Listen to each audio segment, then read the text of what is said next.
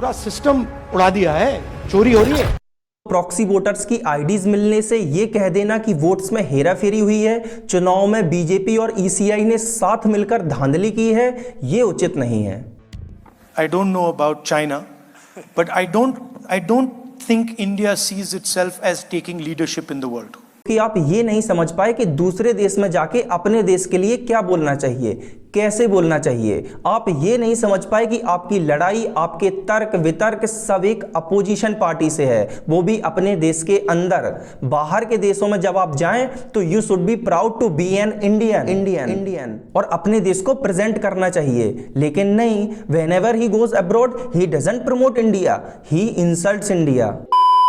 Forget about Narendra Modi and Rahul Gandhi. When leaders of other nations travel abroad, do they ever speak against their own country?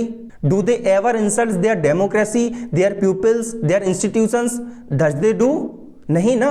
फिर यही व्यक्ति क्यों हर बार abroad जाके भारत को कसौटी के पत्थर पे घिसता है? सत्ता का खेल तो चलेगा, सरकारें आएंगी जाएंगी, पार्टियां बनेगी बिगड़ेंगी, मगर ये देश रहना चाहिए, इस देश का लोकतंत्र अमर रहना चाहिए। बिहार इलेक्शन के रिजल्ट के बाद पूरा गांधी परिवार शोक में है और मुझे भी इस बात का दुख है। ऐसा मैं कह सकता था, लेकिन नहीं, इनकी जो हरकतें हैं और इनके जो कटु वचन हैं वो मुझे दुखी होने नहीं देते यार। तो बिहार इलेक्शन में बुरी तरह हारने के बाद अब इनकी नजरें टिकी हैं 2026 में आने वाले बंगाल के चुनाव पे।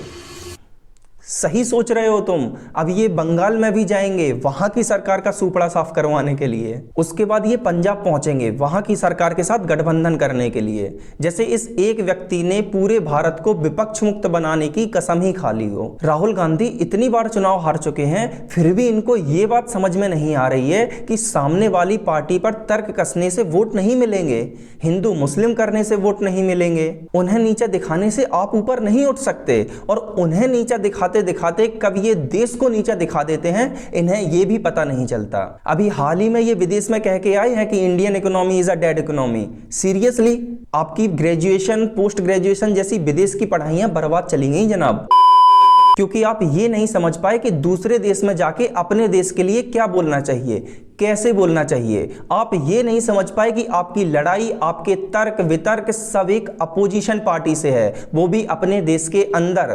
बाहर के देशों में जब आप जाएं तो you should be proud to be an Indian और अपने देश को प्रेजेंट करना चाहिए। लेकिन नहीं, whenever he goes abroad he doesn't promote India, he insults India. On the other hands, prime minister Modi promotes India on global stages. Forget about Narendra Modi and Rahul Gandhi. When leaders of other nations travel abroad, do they ever speak against their own country? Do they ever insult their democracy, their pupils, their institutions? Does they do? नहीं ना। फिर यही व्यक्ति क्यों हर बार abroad जाके भारत को कसौटी के पत्थर पे घिसता है? कभी ये कहते हैं कि इंडिया की इकोनॉमी डेड है, कभी ये कहते हैं कि हिंदू हिंसक होते हैं। कैसे उम्मीद करेंगे फिर इनसे कि ये भारत को एक सेक्युलर राष्ट्र बनाएंगे? अभी हाल ही में इन्होंने ईसीआई पर भी भयंकर एलिगेशंस लगाए, बीजेपी को वोट चोरी करने वाली सरकार बोल दिया। पूरा सिस्टम उड़ा दिया है, चोरी हो रही है। ठीक है, आपने वोट चोरी का मुद्दा उठाया, हेड्स ऑफ। उसके अंदर जो इनसाइड फैक्ट्स निकाले उसके लिए भी सल्यूट है। पर जो फर्जी वोटर्स, डुप्लीकेट वोटर्स की आईडीज मिली हैं और जो जीरो होम एड्रेस वाले वोटर्स मिले हैं, उन्होंने चुनाव में वोट दिया या नहीं, ये बात अभी तक साबित नहीं हुई है महाराज। तो प्रॉक्सी वोटर्स की आईडीज मिलने से ये कह देना कि वोट्स में हेराफेरी हुई है, चुनाव में बीजेपी और ईसीआई ने साथ मिलकर धांधली की है, ये उचित नहीं है। चलो 2 मिनट में आपको ये फंडा समझा ही देते हैं कि राहुल गांधी और इलेक्शन कमीशन के बीच की लड़ाई है क्या। देखो, राहुल गांधी लगातार चुनाव हार रहे हैं और खुद को डिफेंड करने के लिए ये वोट चोरी का प्रोपोगंडा लेके आते हैं। वो कितना सच है कितना झूठ, इस बात का खुलासा अभी तक हुआ नहीं है, क्योंकि इलेक्शन कमीशन सपोर्ट नहीं कर रहा है और जो वोटर्स का डिजिटल डेटा है वो भी इलेक्शन कमीशन साझा नहीं कर रहा है। तो इन्होंने 2 प्रेस कॉन्फ्रेंस की थी, जो पहली तो शायद अगस्त में हुई थी और दूसरी अभी कुछ टाइम पहले ही हुई थी, जिसमें इन्होंने हाइड्रोजन फाइल्स के नाम पर जो बम फोड़ा, उसमें इन्होंने बताया कि 25 लाख वोटों की चोरी हुई है हरियाणा में, और इस बात का इन्होंने दावा किया। यहां मैं आपको इनके 4 इंपॉर्टेंट पॉइंट्स एक्सप्लेन कर देता हूं और इलेक्शन कमीशन ने इसका क्या जवाब दिया वो भी आपको बता देता हूं, ताकि आपको सारी चीजें क्रिस्टल क्लियर हो जाएंगी। पर उससे पहले एसआईआर को समझ लीजिए, क्योंकि आगे आने वाली वीडियो में हम एसआईआर शब्द का इस्तेमाल करेंगे। तो सिंपल ये समझो कि इलेक्शन कमीशन हर 5 साल में एसआईआर या एसएसआर करवाता है। हालांकि ये फिक्स नहीं होता है, इलेक्शन के टाइम पे या वोटर लिस्ट में कोई इरेगुलरिटीज हो, उस बेस पे अलग अलग टाइम पे अलग अलग स्टेट्स में होती रहती है। और ये किसी पार्टी के हाथ में नहीं होता है, ये डेमोक्रेटिक तरीके से इलेक्शन कमीशन द्वारा ही होता है। एसआईआर का फुल फॉर्म है स्पेशल इंटेंसिव रिवीजन। इसमें होता यह है कि पुरानी वोटर लिस्ट को चेक करना, उसमें इनवैलिड एंट्रीज को हटाना और नए एलिजिबल लोगों को जोड़ना, घर घर जाके वेरीफाई करना कि कौन कौन से वोटर्स अभी भी वहीं रहते हैं, duplicate voters, illegal voters, dead लोगों के वोटर्स को रद्द करना, एक्सेट्रा एक्सेट्रा। मतलब वोटर लिस्ट को साफ सुथरा क्लीन बनाया जाता है और उसमें संशोधन किए जाते हैं ताकि वोटर्स का जो डेटा है वो एक्यूरेट रहे। अच्छा, ये हो गया एसआईआर। अब समझते हैं राहुल गांधी के एलिगेशंस को जो उन्होंने ईसीआई और बीजेपी सरकार दोनों पर लगाए हैं। नंबर 1, इनका कहना है कि 25 लाख लोगों में से 5 लाख ऐसी एंट्रीज हैं जो डुप्लीकेट एंट्रीज हैं, और इलेक्शन कमीशन ने जवाब देते हुए यह कहा कि इतने सारे लोगों का डेटा मैनेज करने में गलतियां होती हैं, करोड़ों लोगों का डेटा होता है। अच्छा, नंबर 2, 93,000 वोटर्स ऐसे थे जिनके घर का अता पता ही नहीं था, यानी हाउस नंबर 0। तो इलेक्शन कमीशन रिप्लाई करते हुए यह कहता है कि ये वो लोग हैं जो झुग्गी झोपड़ियों में रहते हैं, गली फुटपाथ पे रहते हैं, और ये सही बात है, 0 होम एड्रेस उन्हीं को दिया जाता है। नंबर 3, इनने कहा 19 लाख वोटर्स ऐसे थे जिनके नाम, फोटो, एड्रेस सब गलत थे, पता नहीं कहां से आए थे। तो इलेक्शन कमीशन ने जवाब देते हुए कहा कि during last special summary revision SSR 2022 में उन्होंने डुप्लीकेट एंड इनवैलिड एंट्रीज को आइडेंटिफाई और रिमूव करने के लिए एक सॉफ्टवेयर यूज किया था जिसमें शायद कुछ मिस्टेक्स हुई हों, पर उन्होंने वो डाला है, इस बात का दावा करना गलत है। And number 4, misuse of form 6 और 7, मतलब जो हर साल एसआईआर होती है उनमें गलत तरीके से संशोधन करना, जिनकी डेथ हो गई है उन्हें हटाया नहीं, और जिन वोटर्स की आईडी थी उनके वोट काट दिए, और जो एलिजिबल लोग थे उनके भी वोटर आईडी नहीं बनवाए। ये था राहुल गांधी का कहना।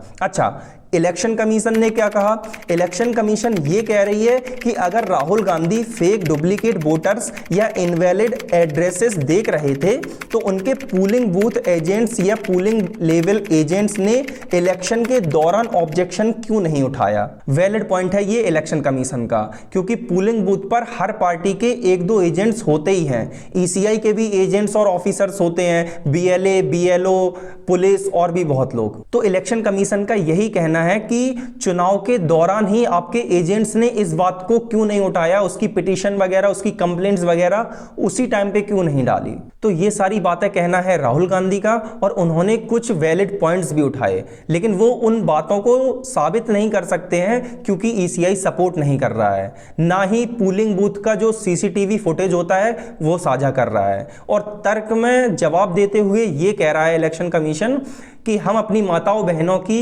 फुटेजेस को कैसे साझा कर सकते हैं। क्या अपनी माताओं, बहुओं, बेटियों सहित किसी भी मतदाता की सीसीटीवी वीडियो चुनाव आयोग को साझा करनी चाहिए क्या? तो ये विवाद का मुद्दा बना हुआ है राहुल गांधी और इलेक्शन कमीशन के बीच में। अच्छा, जब तक इनका विवाद चल रहा है तब तक आप सब्सक्राइब का बटन दबा दो और उसके साथ थोड़ा वाद विवाद कर लो। तो वीडियो की समाप्ति की तरफ चलते हुए मैं आपको 4 इंपॉर्टेंट पॉइंट्स बता रहा हूं, तो वो आप नोट कर लो। पहला, धर्म के नाम पर कोई भी पार्टी राजनीति करने की कोशिश कर रही है, वोट मत दो। दूसरा, 5 साल सत्ता में रहने के बाद भी किसी पार्टी ने विकास नहीं किया, दोबारा वोट मत दो। तीसरा, किसी भी पार्टी को वोट देने से पहले उसके लीडर्स और उनके बैकग्राउंड को चेक करो और मौजूदा जगहों पर जहां उनकी सरकार है वहां के हालात पता करो। अच्छा, इसमें एक पॉइंट नोट करने वाला और है, पार्टी से कुछ नहीं होता है, खराब नेता बीजेपी सरकार में भी हैं और अच्छे नेता कांग्रेस और आम आदमी पार्टी में भी हैं। तो कभी भी पार्टी या चुनाव चिन्ह को देख के वोट मत दो, पहले पता करो कि आपके एरिया से कौन सा प्रत्याशी लड़ रहा है और उसका बैकग्राउंड क्या है। And number 4, most important, vote खाली जाए तो जाए किसी से इन्फ्लुएंस होकर, पैसों के लालच में आकर, झूठे वादों के बहकावे में आकर, या फिर फ्रीवीज में आकर, मतलब हम किसानों का कर्जा माफ कर देंगे या राशन दे देंगे, ये वो इनके चक्कर में आकर कभी भी वोट मत देना। और खुल के ये बोलना, हमें भीख नहीं विकास चाहिए, राशन नहीं रोजगार चाहिए, ड्रामा नहीं डेवलपमेंट चाहिए, और जहां धर्म जाति ऊंच नीच से परे राजनीति हो, ऐसा भारत चाहिए। जय हिंद।